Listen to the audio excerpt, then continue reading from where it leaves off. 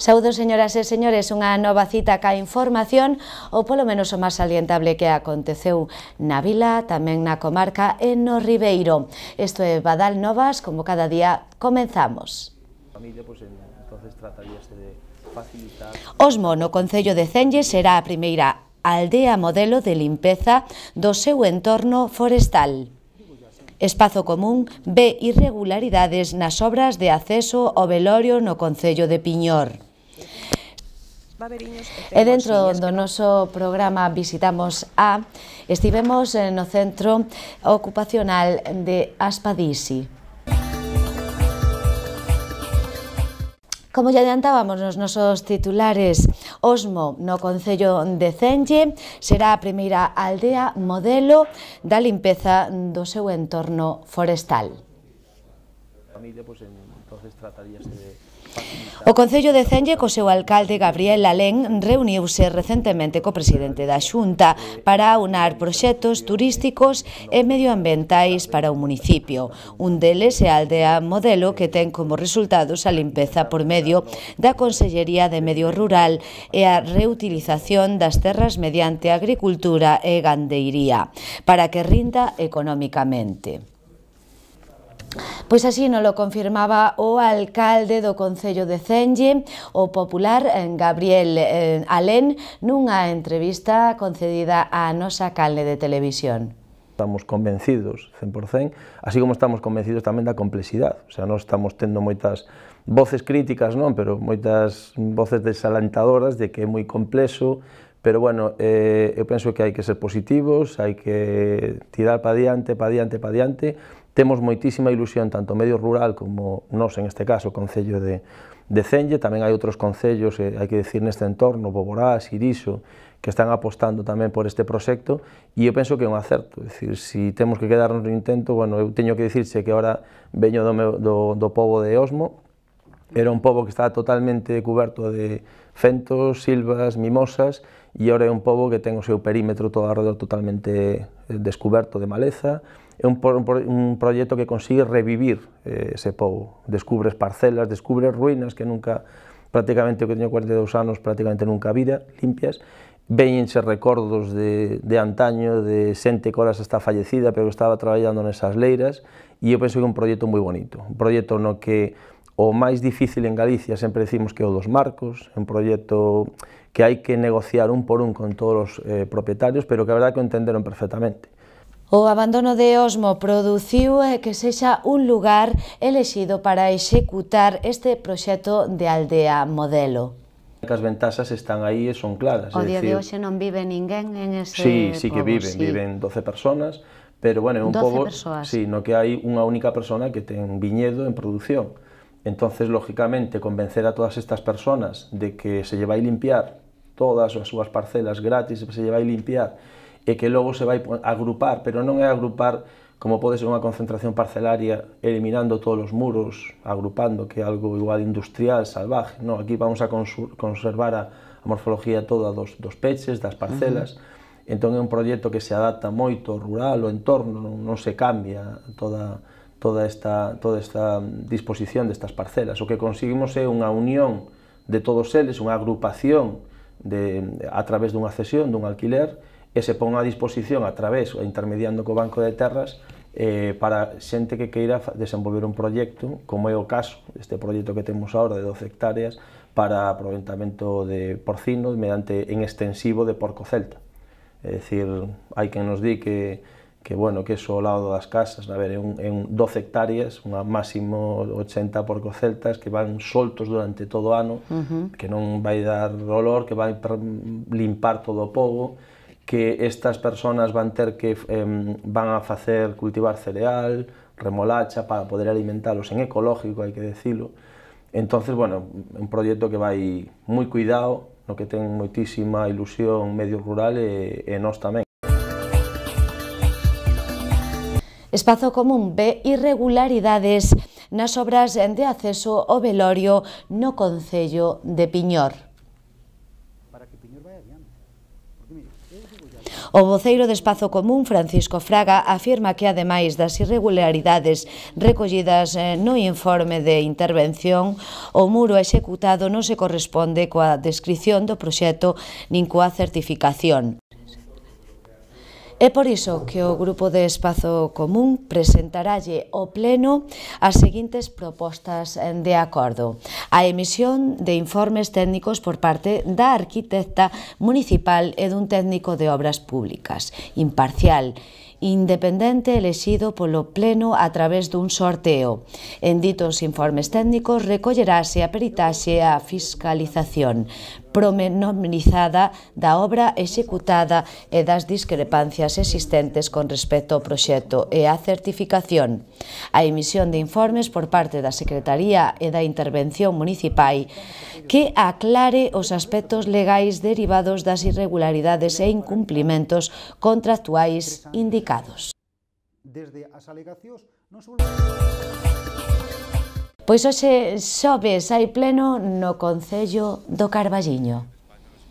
Hoxe xoves está tendo lugar o pleno no Concello do Carballiñés cos puntos na orden relativa á aprobación do padrón, a ordenanza de publicidade, a participación en organismos ou institucións, convenio co catastro, así como as mocións correspondentes do Bloque Nacionalista Galego, Espazo Común e Partido Popular. As mocións son, por parte de Espazo Común, auditoría sobre a seguridade do Parque Infantil da Alameda, Trens Ourense-Santiago. Por parte do Bloque Nacionalista Galego, a redución de bolsas de plástico dun só uso, os trens e o Parque Etnográfico do Arenteiro, emigración da poboación galega. E por parte do Partido Popular, voluntarios de protección civil, pasos de peóns e concentración parcelaria en Santa Uxía de Lobás. E a Plataforma pola Defensa do Transporte Público do Carballiño celebra este vindeiro sábado unha xuntanza na Casa da Cultura.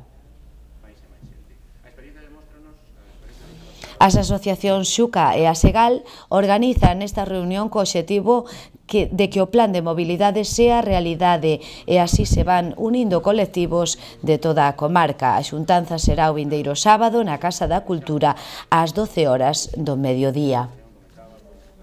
E o Centro do Carballiño en Bos Aires, dirixido por Emilio Nogueira, tamén fixo concurso de camisetas na súa celebración da Festa do Pulpo. O presidente do Centro do Partido do Carballiño en Bos Aires, Emilio Nogueira, e a secretaria da entidade, María Silvana, visitaron a nosa vila e fixeron entrega ao Concello de dúas camisetas exclusivas da Festa do Pulpo, celebrada no Centro Social Carballiñés o pasado mes de novembro. Acompañounos o concelleiro de Turismo, Manuel Dacal. E dentro do noso programa visitamos estivemos no Centro Ocupacional de Aspadisi. A súa directora, Rita Freijenedo, contounos como están a traballar o día a día neste centro, no que traballan 24 usuarios no taller ocupacional, así como noutras actividades, como pode ser a de costura, un programa firmado coa Xunta de Galicia, cuya produción sairá este mes con 100 babeiros e 100 bolsiñas.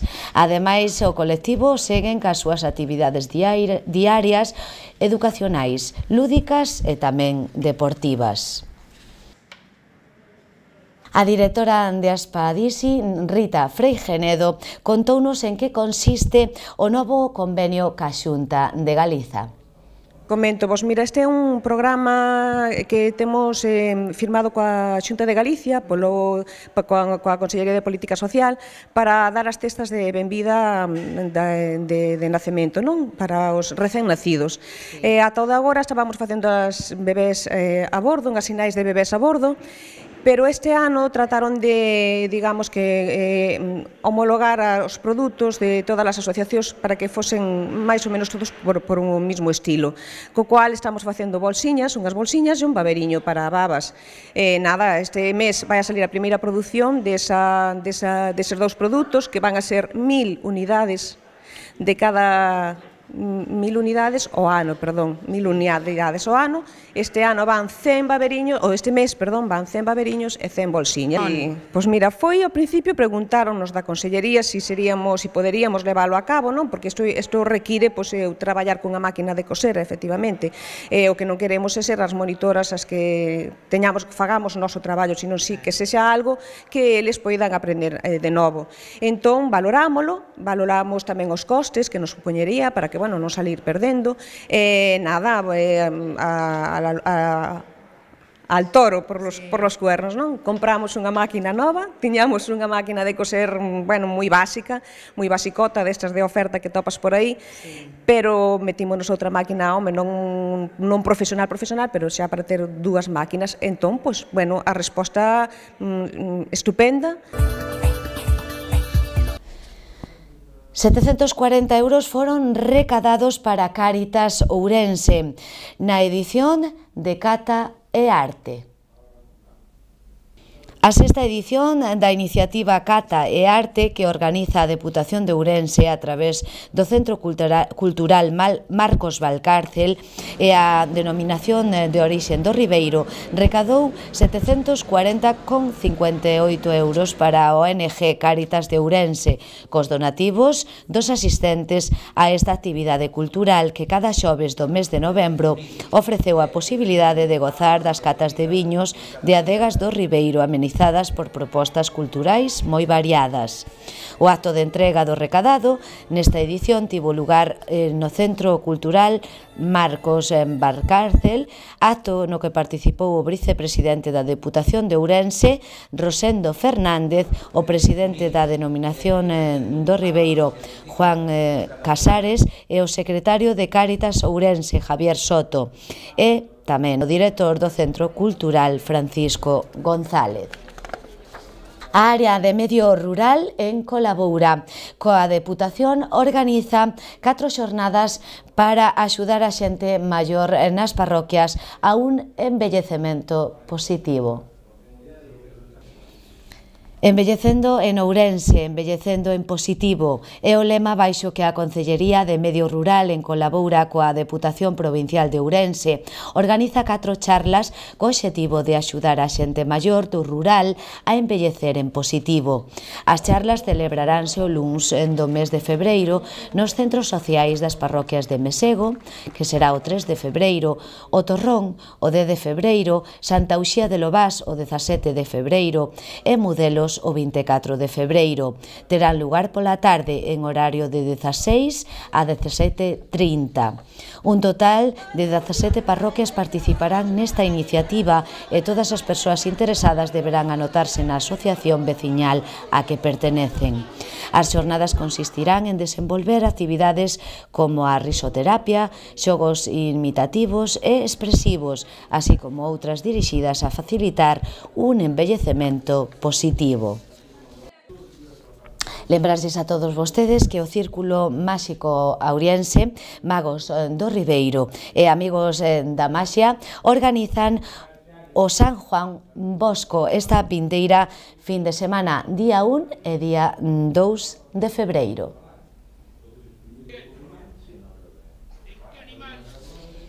O Círculo Máxico Auriense, Magos do Ribeiro e Amigos da Maxia organizan o San Juan Bosco os próximos 1 e 2 de febreiro.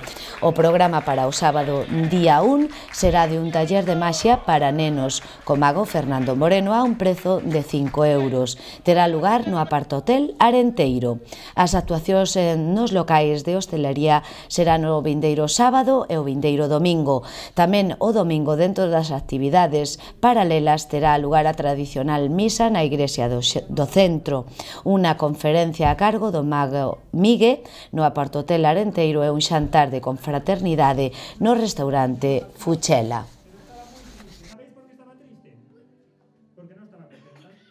E os quintilláns se traen este vindeiro venres espantallo amigo aos escolares de terceiro e cuarto de primaria dos 3 colexios da nosa vila. A verdadeira historia do Castelo de Vimianzo. Os quinquilláns traen este vindeiro venres espantallo amigo aos escolares de terceiro e cuarto de primaria dos 3 colexios da vila dentro das actividades promovidas polo Servicio de Normalización Lingüística polo Día da Paz, da Ilustración e da Animación á Lectura en lingua galega. Tamén asistirán os membros de Aspadisi como convidados. Que foi de Lopo Sánchez de Moscoso neste Castelo de Vimianzo. E falamos agora do Cine Club Carballiño, porque este vindeiro venres proxectará unha das triunfadoras na gala do cine español, Buñuel en el laberinto de las tortugas, gañadora de un Goya a mellor película de animación. Anteriormente xa conquerira o galardón nesa categoría dos premios do cine europeo, ás 20 horas e ás 22:30 no Auditorio Manuel María. Ademais, a asociación sorteará un exemplar do cómic en cada sesión entre o público asistente, en colabora coa librería Escolma. As Urdes, unas 8.000 personas en 52 pueblos. E o Novo Cine de Leiro proxecta para esta vindeira fin de semana a película Underwater, en sesións de tarde e tamén de noite.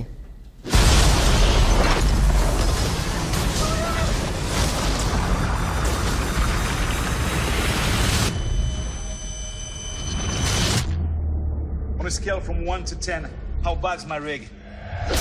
10. We drilled to the bottom of the ocean, and we don't know what came out.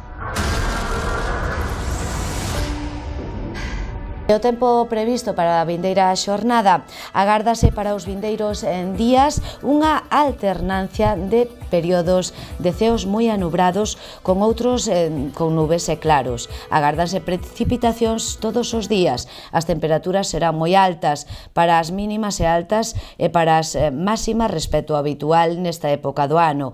Lembrarlles a todos vostedes que se precisan da farmaza de Garda é a farmaza Campos situada na Rúa Calvo Sotelo.